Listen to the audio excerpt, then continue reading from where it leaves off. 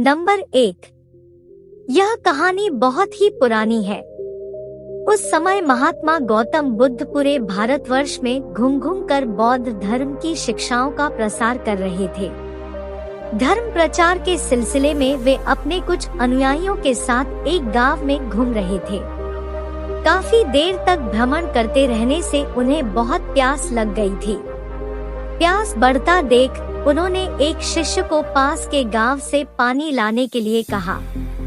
शिष्य जब गांव में पहुंचा तो उसने देखा कि वहां एक छोटी सी नदी बह रही है, जिसमें काफी लोग अपने वस्त्र साफ कर रहे थे और कई अपने गायों को नहला रहे थे। इस कारण नदी का पानी काफी गंदा हो गया था। शिष्य को नदी के पानी का ये हाल देख लगा कि गुरुजी के लिए यह गंदा पानी ले जाना उचित नहीं होगा। इस तरह वह बिना पानी के ही वापस आ गया। लेकिन इधर गुरुजी का तो प्यास से गला सूखा जा रहा था, इसलिए पुनः उन्होंने पानी लाने के लिए दूसरे शिष्य को भेजा। इस बार वह शिष्य उनके लिए मटके में पानी भर कर लाया। यह देख महात्मा बुद्ध थोड़ा आश्चर्यचकित हुए। उन्होंने शिष्य से पूछा, गांव में बहने वाली नदी का पानी तो गंदा था, फिर ये पानी कहाँ से लाए? शिष्य बोला, हाँ गुरुजी, उस नदी का जल सही में बहुत गंदा था, परंतु जब सभी अपना कार्य खत्म करके चले गए तब मैंने कुछ देर वहाँ ठहर कर पानी में मिली मिट्टी के नदी के तल में बैठने का इंतजार किया।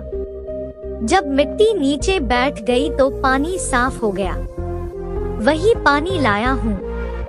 महात्मा बुद्ध शिष्य का यह उत्तर सुनकर बहुत खुश हुए तथा अन्य शिष्यों को एक शिक्षा दी कि हमारा जीवन भी नदी के जल जैसा ही है। जीवन में अच्छे कर्म करते रहने से यह हमेशा शुद्ध बना रहता है, परंतु अनेकों बार जीवन में ऐसे भी क्षण आते हैं जब हमारा जीवन दुख और समस्याओं से घिर जाता है। ऐसी अवस्था में जीवन समान यह पानी भी गंदा लगने लगता है। मित्रों, इसलिए हमें जीवन में दुख और बुराइयों को देखकर अपना साहस नहीं खोना चाहिए और धैर्य रखना चाहिए। गंदगी समान ये समस्याएं स्वयं ही धीरे धीरे खत्म हो जाती है। नंबर 2।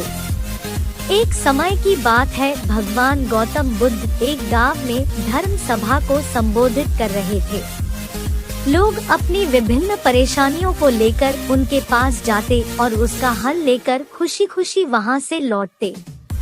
उसी गांव के सड़क के किनारे एक गरीब व्यक्ति बैठा रहता तथा महात्मा बुद्ध के उपदेश शिविर में आने जाने वाले लोगों को बड़े ध्यान से देखता। उसे बड़ा आश्चर्य होता कि लोग अंदर तो बड़े दुखी चेहरे लेकर जाते हैं, लेकिन जब वापस आते हैं तो बड़े खुश और प्रसन्न दिखाई देते हैं। उस गरीब को लगा कि क्यों न वो भी अपनी समस्या को भगवान के समक्ष रखे। मन में यह विचार लिए वह भी महात्मा बुद्ध के पास पहुंचा। लोग पंक्तिबद्ध खड़े होकर अपनी समस्या को बता रहे थे।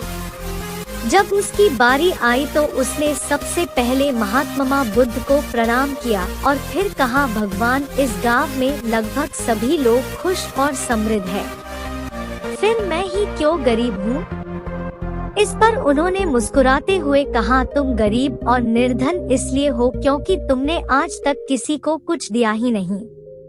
इस पर वह गरीब व्यक्ति बड़ा आश्चर्यचकित हुआ और बोला, भगवान, मेरे पास भला दूसरों को देने के लिए क्या होगा? मेरा तो स्वयं का गुजारा बहुत मुश्किल से हो पाता है। लोगों से भीख मांगकर अपना पेट भरता हूँ। भगवान बुद्ध कुछ देर शांत रहे, फिर बोले, तुम बड़े अज्ञानी हो। औरों के साथ बांटने के लिए ईश्वर ने तुम्हें बहुत कुछ दिया है।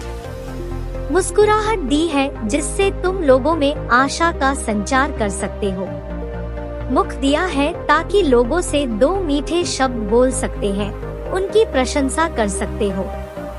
दो हाथ दिए हैं, लोगों की मदद कर सकते हो। ईश्वर ने जिसको ये 3 चीजें दी है वह कभी गरीब और निर्धन हो ही नहीं सकता। निर्धनता का विचार आदमी के मन में होता है, यह तो एक भ्रम है, इसे निकाल दो। कभी भी मन में निर्धनता का भाव उत्पन्न न होने दो, गरीबी अपने आप दूर हो जाएगी। भगवान बुद्ध का संदेश सुनकर उस आदमी का चेहरा चमक उठा और उसने इस उपदेश को अपने जीवन में उतारा, जिससे वह फिर कभी दुखी नहीं हुआ। नंबर 3। एक समय की बात है, भगवान बुद्ध एक नगर में घूम रहे थे। उस नगर के आम नागरिकों के मन में बुद्ध के विरोधियों ने यह बात बैठा दी थी कि वह एक ढोंगी है और हमारे धर्म को भ्रष्ट कर रहा है। इस वजह से वहाँ के लोग उन्हें अपना दुश्मन मानते थे। जब नगर के लोगों ने बुद्ध को देखा तो उन्हें भला बुरा कहने लगे और बदुआएं देने लगे। गौतम बुद्ध नगर के लोगों की उलाहनें शांति से बिना बोलने सुनते रहे, लेकिन जब नगर के लोग उन्हें बोलते बोलते थक गए तो महात्मा बुद्ध बोले, क्षमा चाहता हूँ, लेकिन अगर आप लोगों की बातें खत्म हो गई है तो मैं यहाँ जाऊँ। भगवान बुद्ध की यह बात सुन वहाँ के लोग बड़े आश्चर्यचकित हुए। वहीं खड़ा एक आदमी बोला, हो भाई, हम तुम्हारा गुणगान नहीं कर रहे हैं, हम तो तुम्हें गालियां दे रहे हैं।